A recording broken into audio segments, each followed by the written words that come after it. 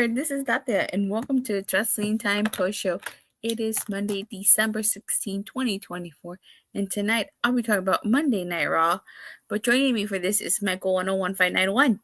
How you doing, guys? Great to be back here on Datila's channel. Yeah, it's a pleasure having you, like always. So tonight's Raw was a follow-up from Saturday night's main event. Now let's start with talking about this main event. So as we know, the last time the Warriors fought the Judgment Day, got involved and they ended up costing the War Raiders the tag titles. Now, last week, Adam Pearce made it official that Judgment Day was going to face the War Raiders tonight, with the rest of the Judgment Day banned from ringside. And I actually thought this was a really good match. I think that Eric and Ivar shined, even though they had been out for a while. Like, you can't even tell by this match. Damian Priest got involved and you can say he cost Judgment Day the tag titles here. And the War Raiders were victorious, and they are the new tag team champions. And you saw Damian Priest clapping on the side. So I'm really happy for the War Raiders. I've been big fans of the War Raiders, and I felt like for the longest time they needed to win these tag titles. You know, I felt like their momentum was stopped and started so much that I didn't think that they would win the tag titles again. But I'm glad to see that they win the tag titles. Same. I thought it was a decent match between them, and finally the reign of Judgment Day, that reign of terror is over. That's funny. They just held the World Tag Team titles hostage. I feel like they did. Honestly, I mean, they didn't do much with those tag titles. Yeah, and it's good that it's on the War Raiders, and it's rightfully deserved to be on them because of them both being out with injury and them coming back. This is a very good comeback for them already. I agree. I'm really happy that their comeback it started off great, and hopefully, they are able to have a decent title reign. Same. Excellent Raw tonight. Hi, Chitty. Hello. All right, so Monday Night Raw kicked off with this CM Punk promo, and he was basically trying to get under Seth Rollins' skin here.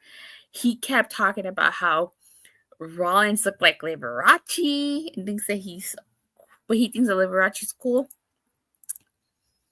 Did anybody see the tease for Penta today? Yeah, I did. I'll get into that when we get there, because I got something to say. He's talking about like how Rollins is tougher than McIntyre and stuff like that. And this was just a really good opening segment. He called Seth Rollins a failure, and Rollins comes through the crowd, and basically a brawl breaks out between them.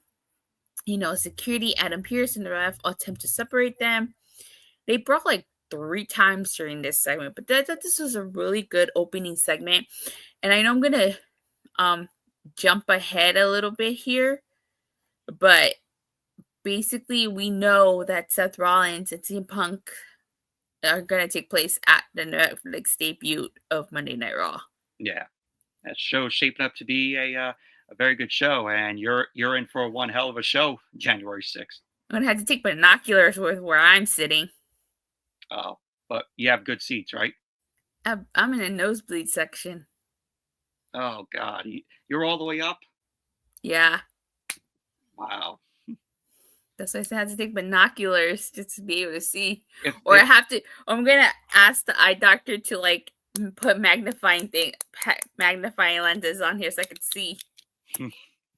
You could be like Cookie from Ned's Declassified School Survival Guide, where he had like the so many lenses. Yeah. Haha, great promo between Punk and Rollins. Rollins making out the old Messiah jacket. Yeah, that was cool. What'd you think of this? I thought this was a very good open to the show, and I liked Punk's promo. Was really weird not to hear Seth Rollins' music, which Punk said, "Oh, nobody has to hear that stupid song." Mm-hmm. But I like the brawl between both Punk and Rollins. At times, officials and refs have to separate them. But this feud has been pretty hot so far. They're really going in with this feud, and It's going to be one banger of a match on January 6th. I'm ready for Rollins' heel turn or just back to his old self. I'm bored of this current gimmick. Yeah, I think he's gonna be the heel in the suit with CM Punk. One of the Yeah. things that I like about the Punk Rollins promo is that I like how they blur the lines, because we both know that, well, everybody knows that in real life, Kobe Lopez does not like Phil Brooks. So I like the fact that when Seth Rollins is cutting these promos, sometimes like I feel like it's not Seth Rollins talking, but Kobe Lopez talking, Mm-hmm. So I really like that. And Rollins was coming off, heelish tonight in the Yeah, promo. he was. He's gonna be the heel and Punk is gonna be the face here. Mm-hmm. All right, so we get a Judgment Day segment, and it seems like there's some tension brewing And they between still Finn have that. Balor. They still have that 2K24 on the TV and the PS5.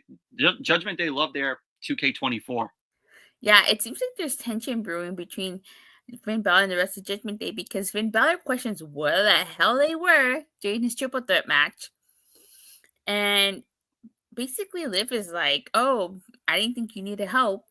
And she asked Dom and Raquel to do something with her, and as they're walking away, like Finn Balor just looks like he's just pissed. So it's only a matter of time before this version of the Judgment Day breaks up. Mm-hmm. All right, let's see. I'm waiting for CM Punk to say Seth Rollins' real name of Kobe. Ooh, that's gonna be great when he finally acknowledges him as Kobe Lopez. Probably won't be until the last Monday Night Raw of the year, probably. Hopefully they Oh do that. yeah. Speaking of Seth Rollins segment, and he's like heated. He's still heated from that brawl. And he's approached by Adam Pearce, and basically he tells Adam Pearce he wants the match. Like I said, later on in the night, we learned that it's official.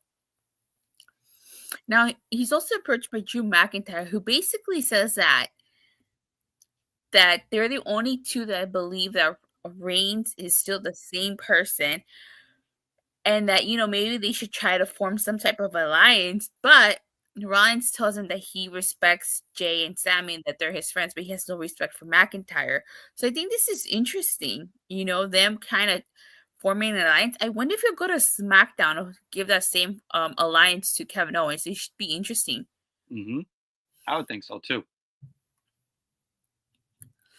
So I'm curious to see if Rollins, when he turns heel, eventually does side with Drew McIntyre. All right. So we get an IC title match. It's Bron Breakker versus Ludwig Kaiser. This was actually a really good match.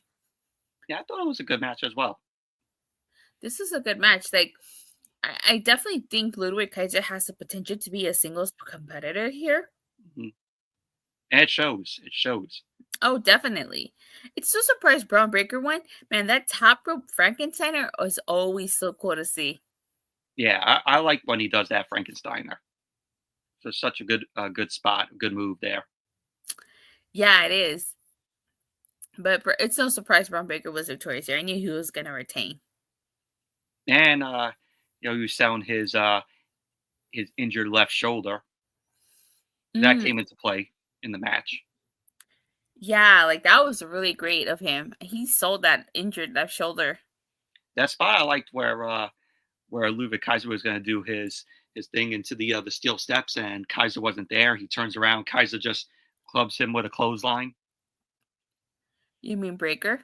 Yeah, Breakker. Yeah, Breakker. Botch. All right, so we get a New Day segment. As we know, since last week, the locker room and the crowd have been like hostile towards them because of what they did to Big E. Granted, they didn't physically do anything to Big E, but they just berated him. Mm-hmm.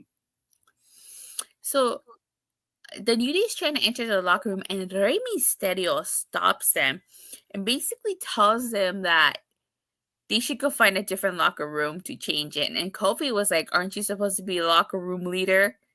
So I think this is interesting. Like, basically, the entire Raw roster shutting the New Day out because of what they said to Big E. Mm-hmm. So I'm digging this. I'm digging here New Day. Yeah. Ray coming out there all pink, looking like Pepto-Bismol. If Seth Rollins and Drew McIntyre and Kevin Owens were a trio, They can be called the Deadly Alliance, like in the Mortal Kombat games. Not Pretty Deadly. I like Pretty Deadly. Yeah. I don't play Mortal Kombat, but so You don't play Mortal Kombat? Good analogy. I've played it. Don't get me wrong, I've played it. I just haven't played it in a while. I'm not a gamer. Makes sense. So we get a War Raiders promo, and I actually really like this. I actually really like the style promo that they were talking about. I like the fact that they were talking about how about their injuries and about how they thought that how they say every match could be their last because of the injuries and like the pain, the damage will be worth it when they win the tag titles. I thought this was really great. I like it when WWE does stuff like this. Yeah, I thought it was a good promo as well. I like that they mentioned about their injuries and how Eric mentioned about, his newborn son, and he wants to try to prove, that, he could, make his sons believe that he could win the World Tag Team Championship. Mm-hmm. So I like that they mentioned that. Same. That was really good. That was really nice. So, okay. So afterwards, we get an Adam Pearce interview, which again, basically, this confirms that Rollins versus Punk is taking place on Netflix debut. So Liv Morgan goes out there, cuts a promo. Dominic Mysterio getting that heel heat that he always gets. You can't even hear what he's saying. But the whole point of this is that we find out Rhea Ripley is number one contender, and she's going to challenge Morgan. I don't think they said when it's official for. They just said it's official. The match is official. It's going to be on the January 6th Raw on Netflix. Honestly, I'm really glad it's happening there because I don't know how much more you can drag this out. Like, just please let Rhea Ripley win so that we move on from this feud. Yeah, this match has to be the final match with Rhea Ripley taking back the title. The title that she never lost. Yeah, exactly. Just I hope this is the last time they face each other and let Rhea Ripley just take the title and end this feud. I don't know what was the point with the megaphone out there. Like Raquel Rodriguez comes out with the megaphone thinking she's Jimmy Hart, and then Liv Morgan's just taking the megaphone going, "I am still the women's world champion." Like it was very cringe inducing. Rhea calls Dom a chicken tender slut. That was the best thing of this promo. I thought it was funny. We all know how Dominic loves his chicken tenders because, Rhea, when she was a part of the original Judgment Day, she posted photos of how Dominic loves his chicken tenders. Mm-hmm. That was the reference that Rhea Ripley was making. I know. All right, so next we're supposed to get a Seth freaking Rollins interview. But before he gets interviewed, Sami and Drew McIntyre are brawling, get into a big brawl backstage. And it seems like the reason why they brawled was because it seemed like Drew McIntyre was going to sneak attack Seth Rollins, and Sami Zayn stopped him from doing so. Yeah. That's what I think. So it looks like it's going to be McIntyre and Sami Zayn. Two. I thought it was just going to be a one-off, and then Drew McIntyre was going to move on to Jimmy Uso. I guess not. I guess they're holding that off. Mm-hmm. Maybe until Jay comes back. Yeah, maybe. Okay, so we get a final testament segment, and basically Miz is trying to be like, we fought the White Six, we beat them, bye-bye. But Karrion Kross says that's not going to happen. So he basically asked Miz to get a match with Dexter Lumis next week on Raw, and Paul Ellering reminds him that he saved him twice. So he basically owes them. So I just don't really care for the Wyatt Six stuff, you know? I don't care. Like, it's just let's just move on already. And Miz and Dexter Lumis, I don't care as well. Yeah, I don't care for the for this feud that's your bathroom break. That's your bathroom break match. All right. We get the women's IC title tournament. It's Kayden Carter versus Raquel Rodriguez versus Zoey Stark. This is an okay match. My thoughts on this match? Boring. There's a stark difference in this match with Raquel Rodriguez when she fought Rhea in the Anything Goes match. If you notice that, like in this match, I don't know, maybe because Kayden Carter and Zoey Stark are not up to her height. Like it looked like Raquel looked a little bit more dominant than she did against Rhea. They had no chemistry in this match. All three women, no chemistry. But Zoey Stark is victorious after she hits the Z360 to Kayden Carter. I don't care. I don't care that Zoey won.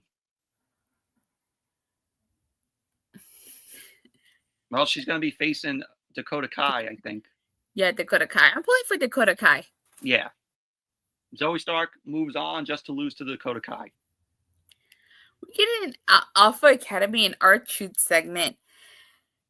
And basically, Pete Dunne warns R-Truth not to call him Butch again. I like when he just said that. Pete Dunne is just right there. He just comes right there. He was like Joe Hendry. Say the name Butch and I appear. Yeah, right? Pete Dunne threatens to break his jaw if he calls him Butch one more time. Then they're interrupted by American Made, and Chad Gable says he calls him pathetic, saw their commercial, and says that they basically ruined his academy and that he's gonna start. Then he's gonna change. Basically, it seems like he challenged Akira Tozawa to a match. I don't care. I don't. That's an easy win for Chad Gable. Or is it? Because with the way American Made is going. Come on, it's Akira Tozawa. Hey, they beat the New Day. Yeah. All right. So you know that Chad Gable's going over. Yeah, he should. All right, we get this mysterious Vignette. It's black and red, and it has this, which can probably only mean one thing, in my opinion. Miedo. Penta es cero miedo is coming to WWE. Because if you look closely, this is definitely a 0 with a slash through it. Mm-hmm. You know, so Penta. The question is when. When is he coming? January 6th. Monday Night Raw on Netflix. I think so. I could definitely see him debuting on the January 6th episode of Monday Night Raw. There's another thing that you get to see live. Penta's debut in WWE. Yeah. Penta es cero miedo. I wonder what his name's going to be, though. Like, is it still going to be es cero miedo? Is it going to be is he going to go back to being Pentagon Jr.? Let him go back to be Pentagon Jr. I think I own that. So that's why he had to change his name. Mm-hmm. It should be Pentagon Jr. I would like to see Penta be a heel and be known as Penta Dark and feud with the other year. Oh, that would be really cool. That you mean Penta nice. Oscuro? Well, since Phoenix is tied up with AEW, who knows when Phoenix is going to become the WWE? Tony Khan getting petty with Phoenix. Yeah.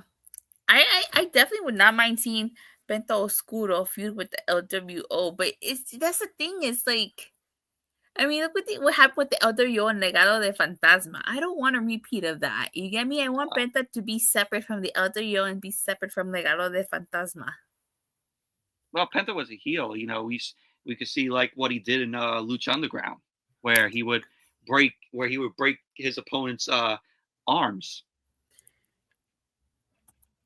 I want this. Penta versus Dragon Lee. That I want to see. You got Penta versus Dragon Lee, Penta versus Rey Mysterio. You got Penta versus Santos Escobar. Penta versus Andrade. Penta versus Andrade, which that would be amazing. It would be. Okay, don't get me wrong. I do want to see Penta versus Dragon Lee versus Rey Mysterio versus Andrade. Fatal 4-way.